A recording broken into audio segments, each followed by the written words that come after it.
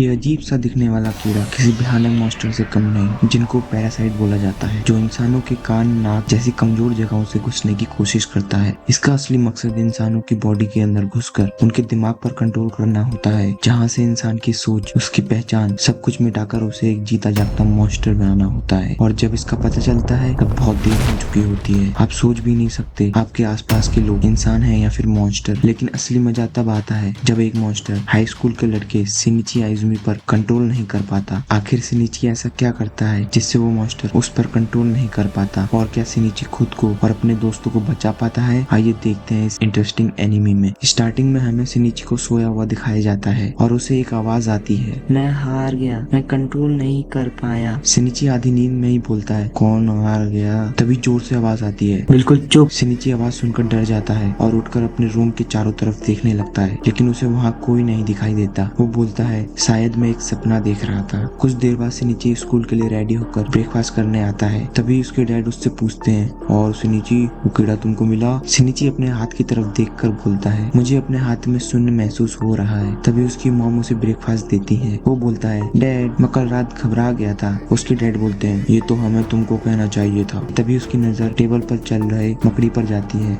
वो बुरी तरह डर जाता है। उसके डैड बोलते हैं, शिनिची, आखिर तुम इन छोटे मोटे कीड़ों से डरना कब बंद करोगे? वहीं दूसरी तरफ हमको एक इंसान दिखाया जाता है। उसकी टी शर्ट पर बहुत सारा खून लगा होता है, जो कि उसकी वाइफ का होता है। उस पैरासाइट कीड़े ने उसके दिमाग पर कंट्रोल कर लिया है और वो अब एक मॉन्स्टर बन चुका है। अब हमें शिनिची को स्कूल जाता हुआ दिखाया जाता है कि तभी एक लड़की जिसका नाम मुरानो होता है, वो उसको पीछे से पकड़ने की कोशिश करती है। शिनिची बिना देखे ही उसका हाथ पकड़ लेता है और पीछे देखकर डर जाता है। मुरानो बोलती है, ओ शिनिची, एक्टिंग बंद करो, तुमने मुझे आते हुए देख लिया था, इसलिए तुम मेरा हाथ पकड़ पाए। तभी फिर से शिनिची का हाथ कहीं और चला जाता है और मुरानो उसे जोर से स्लैप करके गुस्से में चली जाती है। वैसे मुझे शिनिची सीधा लड़का लगता है, लेकिन उसने ऐसा क्यों किया? शायद आगे कुछ पता चले। अब शिनिची क्लास में होता है, जहाँ पर टीचर क्लास में पढ़ा रहे होते हैं, लेकिन शिनिची तो मोबाइल में लगा होता है। तभी वो फ्लैशबैक में पिछली रात के बारे में सोचने लगता है, जब एक पैरासाइट कीड़ा उसके कान के रास्ते उसकी बॉडी में घुसने की कोशिश करता है, लेकिन हेडफोन लगी होने की वजह से वो कीड़ा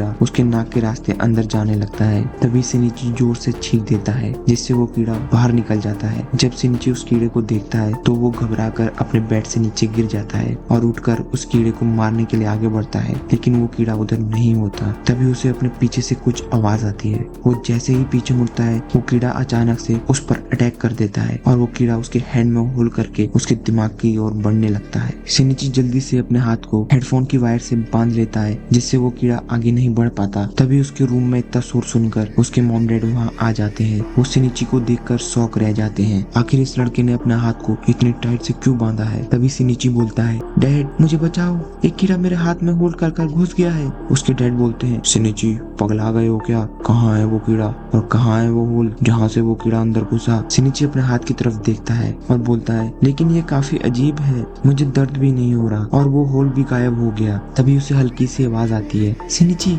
शिनिची।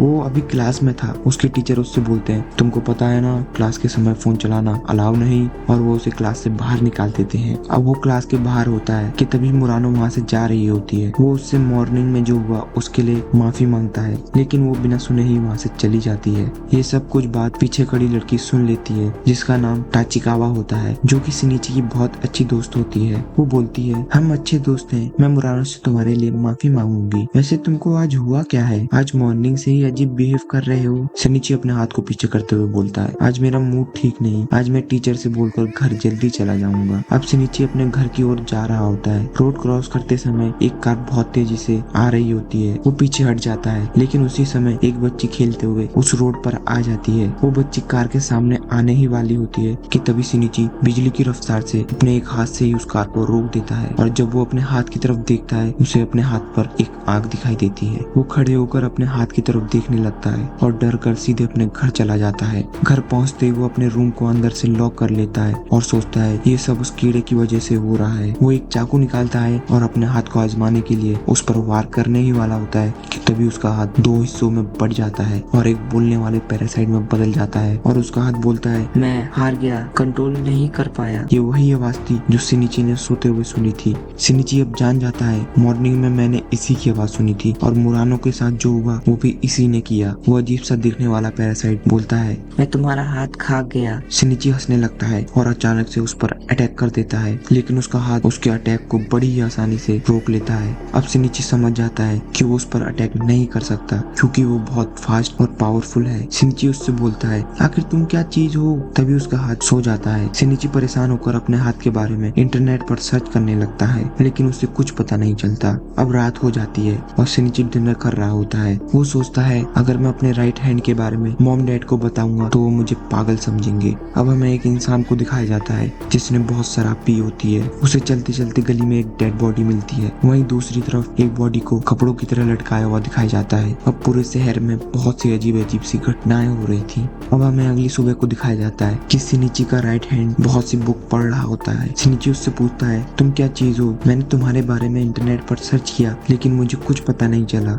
क्या तुम स्पेस से आए हो? तभी वो पैरासाइट बोलता है, मुझे भी नहीं पता कि मैं कहाँ से आया हूँ, लेकिन मुझे इतना पता है कि मैं तुम्हारे दिमाग पर कंट्रोल नहीं कर पाया। शिनिची डर कर बोलता है, क्या तुम मेरे दिमाग पर कंट्रोल करने वाले थे? वो पैरासाइट बोलता है, अगर ये पॉसिबल होता तो ये मैं पहले ही कर चुका होता, क्योंकि तुमने उस रात अपने हाथ को बहुत टाइट से बांध लिया था, जिससे मैं तुम्हारे दिमाग तक नहीं पहुंच पाया और तुम्हारे हाथ में ही बड़ा हो गया। शिनिची बोलता है, आखिर ये सब मेरे साथ ही क्यों होता है? मुझे तुमसे पीछा छुड़ाने के लिए हॉस्पिटल जाना होगा। वो पैरासाइट बोलता है, तुम ऐसा नहीं कर सकते। मैं तुम्हारी बॉडी से जुड़ चुका हूँ और तुम्हारी बॉडी से ही मुझे एनर्जी मिलती है जिससे मैं जिंदा हूँ। तुम मुझे ऐसे अलग नहीं कर सकते। तुमको मुझे अपने हाथ से उखाड़ना पड़ेगा जिससे तुम अपना हाथ खो दोगे। फायदा इसी में है कि हम अब साथ मिलकर रहें। जब मैं सो जाऊँ तब तुम अपना हाथ पहले की तरह यूज कर सकते हो। और वो इतना कहते ही सो जाता है। अब शिनिची फिर से स्कूल के लिए रेडी होकर ब्रेकफास्ट करने आता है, जहाँ उसके डैड न्यूज पढ़ रहे होते हैं। वो बोलते हैं पूरे देश में बहुत सी हिंसक घटनाएं हो रही हैं। बहुत सी जगहों पर डेड बॉडी भयानक रूप में मिली है। तभी उसके डैड शिनिची को फिर से एक कीड़ा दिखाते हैं, लेकिन शिनिची उस कीड़े को पकड़कर विंडो से बाहर फेंक देता है। उसके मॉम डैड ये देखकर हैरान हो जाते हैं क्योंकि शिनिची कीड़ों से बहुत डरता था। अब शिनिची स्कूल जा रहा होता है, लेकिन वो अपना रास्ता बदल देता है और पुलिस स्टेशन जाने लगता है ताकि वो अपने हाथ के बारे में पुलिस को बता सके। तभी उसका हाथ उससे बोलता है, ऐसा मत करो, अब हमें मिलकर रहना चाहिए। अगर तुम उधर गए तो वो लोग तुम पर एक्सपेरिमेंट करेंगे और तुम्हारी पूरी लाइफ खराब हो जाएगी। तभी फिर से उसका हाथ बोलता है, रुको, मुझे अपनी प्रजाति का कोई महसूस हो रहा है। मैं हमारी एक जैसी तरंगों को महसूस कर सकता हूँ। वो हमसे 200 मीटर की दूरी पर है। लेकिन शिनिची सोचता है कहीं उस पैरासाइट कीड़े ने उस इंसान के दिमाग पर कंट्रोल कर लिया होगा तो वो मुझे मार सकता है। और शिनिची वहाँ से भागने लगता है। तभी उसका हाथ रबर की तरह खींचकर एक पुल को पकड़ लेता है। ना चाहते हुए भी शिनिची को उसके साथ जाना पड़ता है। उसका हाथ उस दूसरे पैरासाइट को सेंस करके उसके पास तक पहुंच जाता है। वो दोनों देखते हैं कि दूसरा पैरासाइट एक डॉग है जो दूसरे डॉग को खा रहा होता है। वो डॉग पीछे मुड़ता है और बोलने लगता है, तुम इसके दिमाग पर कंट्रोल नहीं कर पाए, कितनी शर्मनाक बात है। तभी शिनिची का हाथ उसे वहाँ से भागने को बोलता है। वो उसे बताता है कि मुझे महसूस हो रहा था वो पैरासाइट डॉग तुमको मारना चाहता है क्योंकि तुम अभी भी एक इंसान हो। वो डॉग एक उड़ने वाली चीज में बदल जाता है। शिनिची अब भागकर एक दीवार के पीछे छुप जाता है। उसका हाथ उसे बताता है कि वो बहुत तेजी से हमारी ओर बढ़ रहा है और हमसे लड़ना चाहता है। हमें एक साथ मिलकर लड़ना होगा। अगर तुम मर गए तो मैं भी मर जाऊंगा। तभी वो पैरासाइट डॉग वहाँ आ जाता है। शिनिची का हाथ उस पैरासाइट डॉग से लड़ने लगता है और 2-3 अटैक में ही उस पैरासाइट डॉग को मार देता है और उसका दिल निकाल लेता है। वो पैरासाइट नीचे गिर जाता है और कुछ ही देर में मर जाता है। शिनिची सोचता है इसने इसे मार दिया और इसका दिल निकाल लिया। इसके अंदर बिल्कुल भी हमदर्दी नहीं। उसके बाद हमें दिखाया जाता है कि 3 बदमाश एक अकेली लड़की को छेड़ रहे होते हैं। तभी एक इंसान वहाँ आ जाता है और उन तीनों बदमाशों को मारने लगता है और उस लड़की को अपने साथ चलने को बोलता है। वो लड़की सेफ महसूस करती है और उसके साथ चलने लगती है। कुछ दूर तक चलने के बाद उन तीनों बदमाशों में से एक उस इंसान के सर पर लोहे की रॉड से अटैक कर देता है, लेकिन उस इंसान को कुछ नहीं होता। वो बोलता है, क्या मैं इन चारों को संभाल पाऊंगा? तभी उसका सर कुछ हिस्सों में बढ़ जाता है और उन बदमाशों के साथ उस लड़की को भी एक ही अटैक में मार देता है। अब हमें शिनिची को फिर से दिखाया जाता है जो अपने हाथ से बोलता है, अब मैं उन जैसे पैरासाइट से नहीं लड़ना चाहता क्योंकि वो मुझे आसानी से मार सकते हैं। मैं तुम्हारा नाम भी रखना चाहता हूँ। उसका हाथ उससे बोलता है, मिगी नाम कैसा है, जिसका मतलब होता है सीधा हाथ। वो बोलता है, ठीक है, आज से मैं तुम्हें मिगी बुलाऊंगा। अब शिनिची स्कूल में वॉलीबॉल खेल रहा होता है उसकी दोस्त टाचिकावा उससे बोलती है अगर तुमने बास्केट में बॉल डाल दिया तो मुरानो तुम्हें माफ कर देगी। शिनिची बड़ी आसानी से बास्केट में बॉल डाल देता है जिसमें उसकी मदद उसके राइट हैंड मिगी ने की होती है। अब मैच खत्म हो जाता है और शिनिची बॉल रख रहा होता है कि तभी मुरानो वहां आ जाती है और बोलती है अगर तुम मुझे अगले संडे को पैनकेक खिलाने ले जाओ तो मैं तुम्हें माफ कर दूंगी। शिनिची हाँ बोल देता है। मुरानो मुस्कुराकर वहां से चली जाती है। उसके बाद एक लड़का आता है और शिनिची को अपने साथ बाहर चलने को बोलता है। अब वो लड़का बोलता है तुम मुरानो से दूर रहो, मैं उसे पसंद करता हूँ, और शिनिची को मारने लगता है। शिनिची सोचता है अगर मिगी एक्टिव हो गया तो इस लड़के को बहुत चोट लग सकती है, और होता भी ऐसा ही है। मिगी उसे जोरदार पंच मारकर दूर गिरा देता है। वो लड़का डर कर वहाँ से भाग जाता है। अब शिनिची और टाचिकावा पूरे देश में हो रहे मर्डर के बारे में बात कर रहे होते हैं। टाचिकावा उससे बोलती है कि बहुत सी लोकेशन पर लोगों को मारकर उनके टुकड़े करने के केस आ रहे हैं। वो बोलती है ये किसी एक किलर का काम नहीं हो सकता क्योंकि एक इंसान एक ही टाइम पर अलग अलग लोकेशन पर लोगों को नहीं मार सकता। शिनिची टाचिकावा से बोलता है तुम्हारा भाई तो पुलिस में है, वो तुमको कुछ नहीं बताता। टाचिकावा बोलती है वो मुझे कुछ नहीं बताता, शायद पुलिस और गवर्नमेंट इस पर पहले से ही कुछ काम कर रहे हो। अब हमें शाम का सीन दिखाया जाता है जहाँ शिनिची मिगी से बोलता है हम उन पैरासाइट को ऐसे नहीं छोड़ सकते, वो लोगों को मार रहे हैं, हम ही हैं जो उनकी असलियत जानते हैं। क्यों ना मैं तुम्हारे बारे में दुनिया को बता दूं और उनको तुम पर एक्सपेरिमेंट करने दूं जिससे लोग बच सके। मिगी बोलता है अगर मुझे कुछ नुकसान पहुंचा तो मैं तुमको मार डालूंगा। शिनिची बोलता है अगर तुम ऐसा करोगे तो तुम भी मरोगे। मिगी फिर से बोलता है मैं तुमको मार नहीं सकता तो क्या हुआ, तुम्हारे बोलने और देखने की कैपेसिटी को खराब कर सकता हूँ। अब शिनिची शाम को घूमने निकलता है। तभी एक पैरासाइट उसे सेंस कर लेता है और उसके पास आने लगता है। मिगी भी उस पैरासाइट को सेंस कर लेता है और शिनिची से वहां से दूर जाने को बोलता है। शिनिची वहां से दूर चला जाता है और एक सुनसान जगह पर रुक जाता है। तभी वो पैरासाइट वहां आ जाता है और मिगी से बोलता है ओह अच्छा, इसीलिए तुम दूर भाग रहे थे, तुम उसके दिमाग पर कंट्रोल नहीं कर पाए, बेशक ये इंसान हमारे लिए खतरा है। वो पैरासाइट शिनिची पर अचानक से अटैक कर देता है लेकिन मिगी एक ही अटैक में उस पैरासाइट का सर उड़ा देता है। शिनिची अब घर चला जाता है और सोचता है मिगी ने मेरी जान बचाई ताकि वो भी बचा रहे। ये सोचते हुए उसे नींद आ जाती है। अब सुबह हो जाती है और आज संडे था। शिनिची अपना प्रॉमिस पूरा करता है और मुरानो को पैनकेक खिलाने ले जाता है। वो दोनों पैनकेक खाकर घूमने लगते हैं। तभी वो दोनों देखते हैं कि 3 लड़के एक कैट को परेशान कर रहे होते हैं और उसे चोट पहुंचाने की कोशिश कर रहे होते हैं। शिनिची उस कैट को अपने हाथ में उठा लेता है और उन तीनों लड़कों से बोलता है वो कैट कोई खिलौना नहीं है, वो भी एक जिंदा जीव है। अब शिनिची वहाँ से जा रहा होता है। तभी वो तीनों शिनिची पर पत्थर से अटैक कर देते हैं लेकिन शिनिची बड़ी आसानी से उन पत्थरों को रोक लेता है। वो तीनों हैरान हो जाते हैं और शिनिची वहाँ से चला जाता है। अब हमें फिर से एक सुबह दिखाई जाती है। शिनिची रोज की तरह स्कूल जा रहा होता है। तभी मुरानो भी उसे रास्ते में मिल जाती है। वो दोनों बात करते हुए स्कूल की तरफ जा रहे होते हैं कि तभी मिगी को एक पैरासाइट महसूस होता है। वो बोलता है वो पैरासाइट ज्यादा दूर नहीं, वो शायद स्कूल में हो सकता है। आज स्कूल में एक न्यू टीचर आई होती है जिसको इंट्रोड्यूस कराने के लिए सभी बच्चों को बुलाया जाता है। मिगी फिर से उस पैरासाइट को महसूस कर रहा होता है। शिनिची उन बच्चों के बीच उस पैरासाइट को ढूंढने की कोशिश करता है लेकिन मिगी उसे ऐसा करने से मना कर देता है। वो बताता है अगर उस पैरासाइट ने तुम्हारी आंखों में देख लिया तो वो तुम्हें ढूंढ लेगा। तभी प्रिंसिपल उस न्यू टीचर को स्टेज पर बुलाते हैं जिसका नाम तामिया रियोको होता है। मिगी अब उस पैरासाइट को और पास महसूस करता है। अब वो टीचर स्टेज पर आ जाती है और शिनिची जैसे ही उस टीचर की आंखों में देखता है वो उसे पहचान लेती है कि शिनिची के अंदर एक पैरासाइट है। मिगी भी उस पैरासाइट को पहचान लेता है। शिनिची बहुत डर जाता है। कुछ देर बाद वो टीचर शिनिची वाली क्लास में ही पढ़ाने लगती है और शिनिची के पास आती है। शिनिची बहुत डरा हुआ होता है। वो बोलती है तुम अच्छे से क्यों नहीं पढ़ रहे और उसे अपने कैबिन में आने को बोलती है। अब शिनिची उसके कैबिन में आ जाता है। वो पैरासाइट बोलती है तुम पहले इंसान हो जिस पर तुम्हारा राइट हैंड कंट्रोल नहीं कर पाया। तुम्हारा राइट हैंड मुझे अच्छे से जानता है कि मैं क्या हूँ। मुझे तुमसे और बात करनी है ताकि मैं तुम्हारे बारे में और जान सकूं और तुम्हारे साथ फ्यूचर डिसाइड कर सकूं। तो मुझे स्कूल के बाद मिलना। तभी मिगी मिलने को हाँ बोल देता है। शिनिची बोलता है अगर ये कोई चाल हुआ और ये मुझे मार देगी तो। वो कहती है इंसान कितने बेवकूफ होते हैं, अगर मुझे तुम्हें मारना होता तो कब का मार देती, मुझे तुम्हारे बारे में और जानना है। वो इतना कहते ही वहाँ से चली जाती है। अब शिनिची स्कूल के बाद उस पैरासाइट से मिलने जाता है। मिकी सेंस करता है कि 2 पैरासाइट आ रहे हैं। तभी वो दोनों पैरासाइट वहाँ आ जाते हैं। वो पैरासाइट कहती है मैं प्रेग्नेंट हूँ, जो बच्चा मेरे अंदर है वो एक इंसान है, तुम मेरे बारे में क्या सोचते हो। शिनिची कहता है तुम इंसानों को खाने वाले मॉन्स्टर हो, और क्या सोचूं मैं तुम्हारे बारे में, तुम एक बेरहम मॉन्स्टर हो।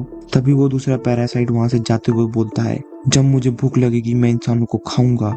और जो मेरे रास्ते में आएगा मैं उसे मार डालूंगा। तुम हमारे लिए एक खतरा हो, मैं तुम्हें मार दूंगा। और वो वहाँ से चला जाता है। वो दूसरी पैरासाइट कहती है, अगर तुमने कोई गलत कदम उठाया तो मैं तुम्हें खत्म कर दूंगी। मैं तुमको और तुम्हारी पूरी क्लास को 3 सेकंड में खत्म कर दूंगी। अब अगले दिन सिनिची स्कूल में होता है, तभी वो पैरासाइट वहाँ आ जाता है जिसने सिनिची को मारने की धमकी दी थी। वो एक एक करके सबको मार रहा होता है। तभी पूरे स्कूल में अनाउंसमेंट होती है, एक घुसपैठिया स्कूल में घुस आया है। वो अब तक 3 लोगों को मार चुका है। सभी बच्चे स्कूल से बाहर निकल जाए। अभी तक किसी को पता नहीं होता है कि वो एक पैरासाइट है। जिनको पता था वो जिंदा नहीं बचे थे। अब सभी बच्चे स्कूल से बाहर जाने लगते हैं। तभी मिगी सिनिची से कहता है, हमें लड़ना होगा। अगर हम भागेंगे तो भी वो हमें ढूंढ लेगा। इससे अच्छा है कि हम उससे लड़ें। अब सिनिची उससे लड़ने के लिए वापस से ऊपर वाले फ्लोर में जाता है और अपने दोनों तरफ टेबल की मदद से एक दीवार बना लेता है ताकि वो पैरासाइट उसे ज्यादा चोट ना पहुंचा सके। अब वो उस पैरासाइट का इंतजार करने लगता है। तभी मिगी उसे बोलता है, हमें एक साथ मिलकर लड़ना होगा। और उसे टेबल का एक स्टैंड काट कर दे देता है और बोलता है, तुम इस हथियार को छुपा कर रखो। जब उस पैरासाइट का ध्यान मुझसे लड़ने में होगा तो तुम ये उसके पेट में घुसा देना। मिगी बोलता है, वो पैरासाइट हमारे बहुत पास तक आ चुका है लेकिन कहीं दिखाई नहीं दे रहा। तभी वो पैरासाइट नीचे के फ्लोर से विंडो के रास्ते ऊपर आ जाता है और अचानक से हमला कर देता है। अब मिगी और उस पैरासाइट में बहुत खतरनाक लड़ाई होने लगती है और सिनिची उस पैरासाइट के पास जाने लगता है और वो नुकीला हथियार उसके पेट में घुसा देता है। तभी वो पैरासाइट अपनी पूरी ताकत से हमला कर देता है जिससे सिनिची और मिगी दोनों ही दूर जाकर गिरते हैं। वो पैरासाइट बहुत ज्यादा घायल हो चुका था जिससे वो मरने वाला होता है। वो एक न्यू बॉडी को ढूंढने लगता है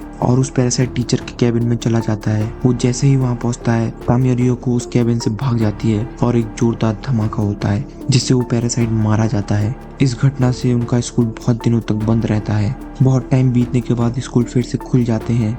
सभी बच्चे फिर से स्कूल जाने लगते हैं। वो पैरासाइट टीचर अपनी जॉब छोड़ देती है और जाते हुए सिनिची से फिर से मिलती है। सिनिची उससे बोलता है, तुम लोगों को मारती क्यों हो?